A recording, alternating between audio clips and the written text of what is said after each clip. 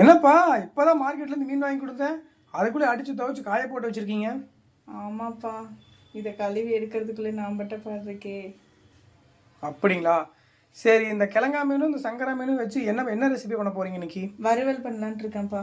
வறுவலா? சரி, அதோட ரெசிபி அப்படின்னு சொல்கிறீங்களா? ஓ, சொல்லிட்டா போச்சே. சரி சொல்லுங்கள், தெரிஞ்சுக்கலாம்.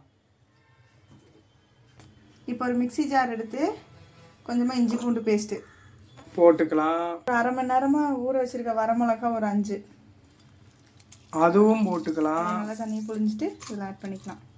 டர்மரிக் ஒரு 1/4 டீஸ்பூன் ஆட் பண்ணிக்கலாம். அப்படியே பட்டும் படாமல் மேலால் மஞ்சத்தூள் எடுக்கணுமா? ஆமாம், மேலால் அப்படியே தூவி விட்டுக்கலாம் பட்டும் படாமல். என்றைக்குமே எந்த நான்வெஜ் செய்யும் போதுமே கொஞ்சம் டர்மரிக் ஆட் பண்ணிக்கிறது ரொம்ப நல்லதுப்பா. அப்போ தான் அந்த ஏதாவது இன்ஃபெக்ஷன்ஸ் இருந்தாலும் நம்மளுக்கு அட்டாக் ஆகாமல் இருக்கும். That is notice point. Note பண்ணுங்கப்பா. டேபிள் ஸ்பூன் ஒரு மீன் வறுவல் மசாலா கொஞ்சம் ஆட் பண்ணிக்கலாம் லைட்டாக. இப்போ லைட்டாக தேவையான அளவு சால்ட்டு, ஏன்னா ஆல்ரெடி சால்ட்டு போட்டு தான் மீன் வாஷ் பண்ணியிருக்கோம். ஸோ அதுலேயே கொஞ்சம் மீனில் சால்ட்டெல்லாம் பிடிச்சிருக்கும். கொஞ்சம் தேவையான அளவு சால்ட்டு போட்டுக்கலாம். சரிங்க. இப்போ இதெல்லாமே மிக்ஸ் பண்ணி போட்டுட்டோமா? இப்போ தண்ணி எதுவுமே ஆட் பண்ணாமல் இதை நல்லா ஒரு அடி அடிச்சுட்டு வந்துடலாம். Okay, right. இப்போ தண்ணி எதுவும் ஆட் பண்ணாமல் இந்த இஞ்சி பூண்டு தண்ணியிலேயே இப்படி அரைச்சோன்னா இந்த கண்டிஷன் இருக்கும். இதில் லைட்டாக தண்ணி ஆட் பண்ணி நல்லா மையாக அரைச்சிக்கலாம். ஓகேங்க. இப்போ நல்லா தண்ணி ஊற்றி இந்த அளவுக்கு நல்லா மையாக அரைச்சிக்கலாம். ஓகேங்க. இப்போ இந்த மசாலாவை நல்லா மீனில் அப்ளை பண்ணி காய வச்சு எடுத்து பொரிச்சோன்னா மீன் வறுவல் ரெடி. Okay, right. இந்த அரைச்சி வச்சுருக்கோட மசாலு அது லைட்டாக லெமன் ஜூஸு ஓகேங்க விட்டு நல்லா அதை மிக்ஸ் பண்ணி விட்டுட்டு அப்படியே மீனில் அப்ளை பண்ணிக்கலாம். இப்போ மசாலாலாம் நல்லா மிக்ஸ் பண்ணியாச்சு. இப்போ மீனில் ஆட் பண்ணிக்கலாம். இப்போ மீனில் எல்லாம் நல்லா எல்லா பக்கம் மசாலா தடவியாச்சுப்பா.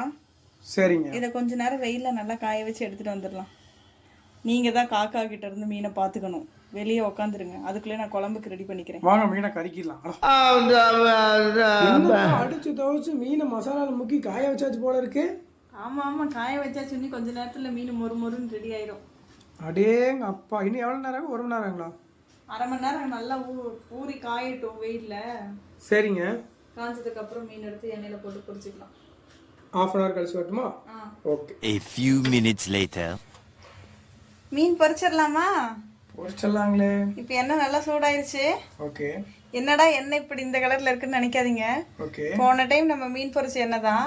சரி, இன்னொரு டைம் யூஸ் பண்ணிட்டு நம்ம அந்த எண்ணெயை ரிமூவ் பண்ணிக்கலாம்னு சொல்லிட்டு தான் ஓகே அது இது பண்ணியாச்சு. இப்போ நம்ம மீன் பொரிச்சிடலாம். ஓகே. பாருங்க, மீன்லாம் நல்லா காஞ்சி பயமா இருக்குப்பா.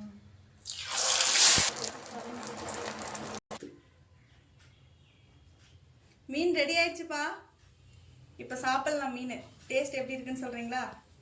அடேங்கப்பா, மீன் பார்த்தாவே சாப்பிடணும் போல இருக்கும் போல இருக்கு.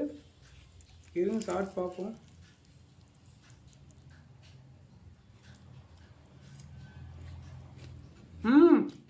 செம்ம டேஸ்ட், அல்டிமேட் பா.